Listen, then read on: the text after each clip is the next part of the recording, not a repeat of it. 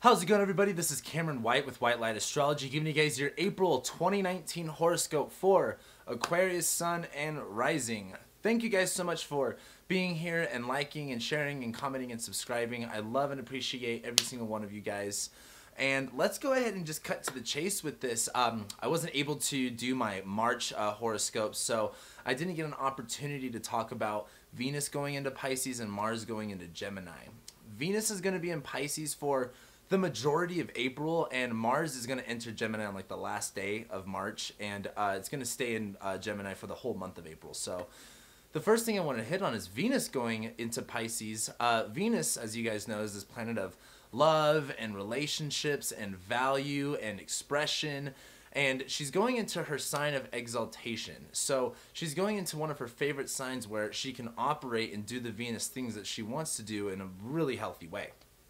She's in the sign of Pisces, where Pisces doesn't deal with boundaries. It doesn't deal with limitations that you can get with Capricorn and Aquarius. Pisces is about exploring the boundless and about really having a very dynamic way of expressing things. And as Venus goes into Pisces, she's going to be operating better, where she can really see where her possibilities and capabilities are. She can really be specific with what she wants to express and what she wants to value. Now, Venus is going into your second house, which is really good because your second house is about money. It's about, what you own, what you physically possess. It's about your finances and your resources. It's about what you have and your values. And as Venus goes through here, I think this is going to be a lot, pretty positive. As Venus goes through your second house, you may see some more money. Maybe you have some more freedom with your financial situation. This is going to be positive regardless for money situations for you guys. Now, the next thing that's going on is on March 31st, we have Mars entering Gemini. And Mars is going to be in Gemini for the whole month of April. Mars is this planet of action and energy, drive, force, taking things on head on. Mars is also a dry and a hot planet, meaning it can cause irritations, inflammation, problems, and frustrations. And Mars is going to be going into a dualistic sign, a mutable sign of Gemini, where Mars isn't focusing on one thing, it's spreading itself into two ways to see which one's going to work better or which one's right. Mars isn't going to be focused, and it's going to be wanting to multitask as much as it can. And Mars is going to be going through your fifth house, where the fifth house is all about love, romance, children, sex, creativity, what you're like literally creating, art and music and things like that. So as Mars goes through this area of your chart for the whole month, expect to find yourself a little bit, if you have kids or if you're an artist in some way, maybe expanding that in a couple of different ways. Not saying if you have kids, expand your kids, but maybe you'll be dealing with more stuff with your kids. Mars is also going to be, this planet of irritation. So you may find some more problems, some more arguments, more inflamed things going on in this fifth house area for you. And it's going to be very dualistic. It's going to be two sides of, there's going to be two sides to every story. So the big thing I wanted to hit on is just pay attention to that and really look at where you are putting your energy in terms of your creativity, in terms of your hobbies, or if you're, have a romantic partner, don't get too irritated with things that you may not see the whole side of. Now, moving forward into April, the first thing that we have going on in April is the new moon in Aries happening on April 5th. Now, this new moon is going to be happening in your third house, and the third house is all about communication, writing and speaking style, how you really think in your mindset, how you utilize yourself in the best way. It also represents neighbors and siblings. Now, a new moon is basically when you have two luminaries in the same sign, meaning, all of the attention, all of the light is focused on one sign, one house for you, so it's kind of like what's going on there. And this is in the sign of Aries, where Aries is about addressing things, initiating things. Aries is about confronting things, tackling things head on. And this new moon is going to be a time to where you can reset yourself, recharge your batteries with how are you going to approach things now. Because like I said, the first house is who you are, the second house is what you have, third house is how you use it. And this new moon is going to be a really good time to really reset your intentions. And that sounds so cliche, but reset your intentions with what you're addressing, what you're communicating, what you're focused on. And it's just going to be a good time to really kind of reevaluate your situation. Now, as we move forward, the next big thing that we've got going on is on April 10th, we have Jupiter stationing retrograde. So Jupiter's been in Sagittarius in your 11th house now for quite some time. Jupiter is this planet of optimism, expansion, positivity, beliefs, philosophy, your faith. And as Jupiter's in its home sign of Sagittarius, it has a vision that it's holding on to and that it sees and that's striving to believe. It has a lot of high ideals that are possible enough to hold a space of, I can get to that target, I can hit that target. And as Jupiter's been in your 11th house, you might have, had more friends, been more social, been more connected to a bigger group of people that fit your ideals, that fit your beliefs. And as Jupiter stations retrograde, and it's going to start moving backwards, Jupiter's going to be retrograde until about August. August is when he'll go direct and this will move forward again. But this is going to be a time of, contemplating and really thinking of like, hey, what Jupiter has brought to me in terms of friendships and connections, is this in alignment with my ideals? Is this in alignment with my beliefs? And if it's not matching up to that, what do you have to learn? What do you have to, address? What do you have to believe in order to receive the connection that you're looking for? So this Jupiter retrograde, again, it's going to be a long time, but this is going to be the time where you start to see these things that Jupiter has brought to you for the past couple months. And it's not necessarily going to go away, but it's going to be more of a time of contemplating and thinking about, what does that mean to you? Do you believe this is the route that you need to go in? Are they sharing your ideals, and is this going to be something that you want to expand further into? Now, the next thing that we've got going on is on April 16th, we have Mercury leaving shadow and entering the sign of Aries. So Mercury's been retrograde in your second house for, quite some time. It's in its sign of detriment, so you've kind of had money issues, having to refocus or restructure your finances. Maybe, things weren't really clear with where your money situation was for a minute, so you've had to, scramble things around a little bit. But Mercury will be leaving shadow the day it leaves Pisces and enters Aries, where Mercury is now going to be going into your third house. Mercury is this, again, it's a planet of communication. It's the messenger. It speaks in messages. It's all about how you speak, where your mindset is at that time, and how things are being addressed.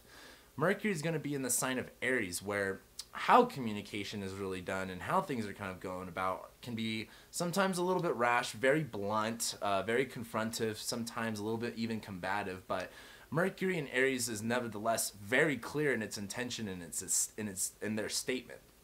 And as Mercury starts to go into Aries and go through your third house, where the third house is also about communication, writing and speaking style, how you engage with that and what you do, I think this is going to be a big time of really addressing and focusing on, like, on a mental level, on a mercurial level of, like, how you're addressing things, how you're communicating things, and what you are communicating. Getting clear on your stance of what you're, this is also the third house. It has to do with teaching and learning. So, like, how are you speaking? What are you learning? What are you doing differently? And again, it's just Mercury. It's very much going to be like things like speaking, communicating, very mercurial, tiny things. This could even deal with, your siblings even being a little bit more rash and blunt than usual. But a couple days later, we're going to be having, on April 19th, we're going to be having the second full moon in Libra. Now, it's not a big deal that we have two moons in Libra. It's not super special, but I think it is important that it's lighting up this Aries and Libra axis in your chart one more extra time than normal. So like I said, we have that new moon in Aries. You can reset your intentions of how you're communicating, speaking, addressing, and how you're going about it. We have Mercury going into Aries, where this is what's on your mind. This full moon in Libra is going to be lighting up your 9th house, where the 9th house is about your spirituality, your sense of beliefs. It rules far distance travel and foreign lands and languages. It rules publishing. It rules higher education. And I believe that this full moon is going to be highlighting basically like, hey, if this is what you want to address and this is how you want to speak, what do you have to learn? What do you believe? And how are you going to connect those two things? Because this is a full moon in Libra. This is Libra. This is building the bridges. This is making the connection. This is delegating. This is working together. So I really do think that this full moon in Libra on the 19th is going to give you guys a lot more clarity on how to address all of that Aries stuff that we just talked about. Now, moving forward, the next big thing that we have is on the next day on 4/20, we're going to be having the sun move into Taurus. The sun's going to be going from your 3rd house to your 4th house. The 4th house is all about family, your home life, your parents, where you center yourself and how you center yourself. And as the sun goes into Taurus, this is just going to be a time where you feel maybe a little bit more homey, a little bit more grounded, a lot more comfortable with where you're at in that position, which is, you know, it's kind of a big deal in itself, but it's just the sun. However, on that day as well, Venus is going to be moving into Aries, where Venus was in Pisces in your second house for quite some time. We just talked about that. Venus is now moving from its sign of exaltation, one of its favorite signs, into its sign of detriment. Venus doesn't do Venus things when she's in her sign of detriment. She does Mars things, you know. So again, Venus, this planet of love and money and connection and expression, she's not doing it in the Venusian way of like cool, calm, and collective, or, you know, being receptive to those things. Venus in Aries is very much addressing, very much going for those things. And as Venus goes into Aries, where, you know, we could talk about things like self-love, and we could talk about things like, you know, having a positive identity with yourself, and also seeing a little bit more of where you can put a little bit more Venus in your Mars stuff. It's kind of like, maybe you don't have to address things so combatively. Sometimes you can do it in a little bit of a nicer way. Venus going through your third house, though, has a lot to do with your expression, has a lot to do with how you're doing things. It's kind of like really solidifying your value in this, like, hey, this is what I want to pursue and this is what I want to push. How do I need to have the value of myself and my expression in order to say it the right way, in order to communicate it the right way?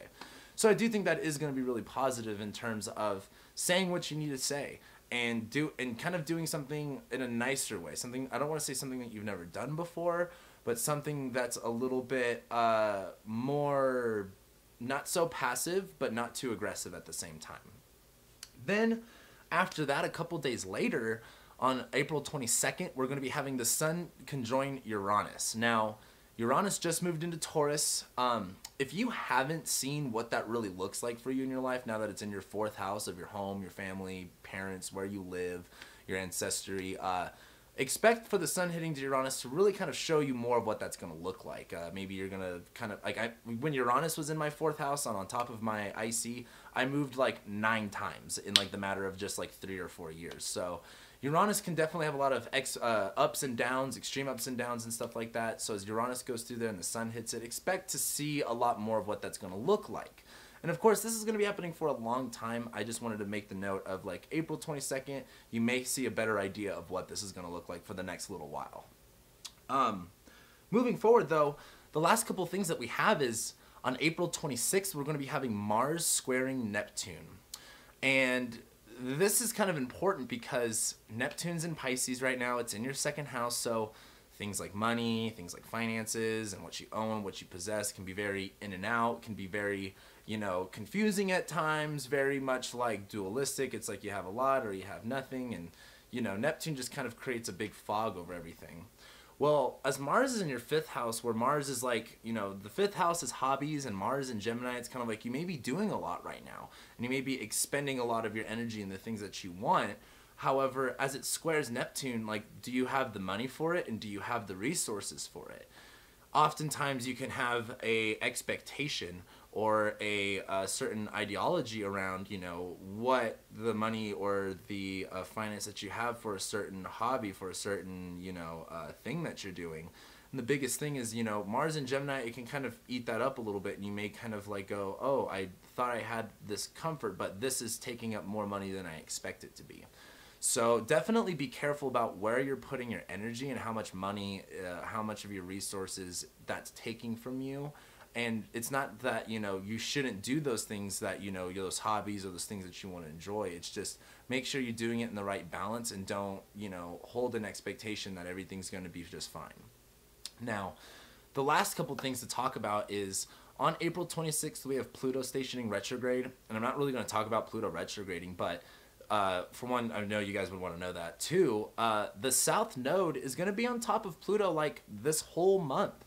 And that's really powerful because Pluto's been in your 12th house now for quite some time. And Pluto is this planet of, you know, chaos and destruction and fear. And it's been in your 12th house of hidden, repressed parts of yourself. It's in the sign of Capricorn, which is about structures and rules and regulations. So it's kind of like a lot of the ideas and a lot of the things that you might have subconsciously or not even in an aware way built up for yourself can be, you know, start to crumble. You could have this sense of fear that, you know, everything that you've kind of repressed and acknowledged is kind of falling apart. But as the South Node goes over Pluto, it's kind of like, I just made this analogy in the past 2 videos I've had, is if the house is crumbling, don't stay in the house and get out of it. Get into a safer situation. And I think that's what South Node over Pluto is going to be like. And this is in your 12th house of repressed and unacknowledged parts of yourself. So don't exactly expect to see exactly what this is. But I bring this up because the last thing that we're going to talk about on April 30th, the last day of April, we are going to have the South Node conjoin Saturn. And now Saturn, I just had Saturn go through my 12th house for like ever, so I know the pain you're going through. Saturn is this planet of limitations and walls and barriers and restrictions. And when it's in your 12th house, it's kind of showing you, you know, what you repress or what you don't acknowledge or what that you try to, you know, make easy, because this is Capricorn. It's like efficiency, effectivity. It's all that matters. Saturn can make these things very limiting and restricting in a lot of ways. And it can be causing a lot of, you know, unknown problems coming up that you weren't expecting or seeing. And the South Node going over that is a time to release from that fear and go, you know, rather than using these things that, these walls, these barriers against me, how about I use those as a foundation or a support to get over these things? It's kind of like Saturn is, yeah, sure, it's causing a lot of problems, but at the end of the day, Saturn's wanting you to be more disciplined with yourself. Saturn's wanting you to be more mature. Saturn's wanting you to be more authentic and to work hard. And as the South Node goes over Saturn, it's like, let's stop looking at this as walls and barriers, and how can we jump over these walls? How are we going to move away from this barrier, and how are we going to not let it hold us back at this moment? And with that, that's your April, basically. That's how April's going to end, and then we go into May and June and July. So with that being said, thank you guys so much for watching and liking and commenting and sharing and subscribing. I love and appreciate every single one of you guys, and I'll be seeing you next month.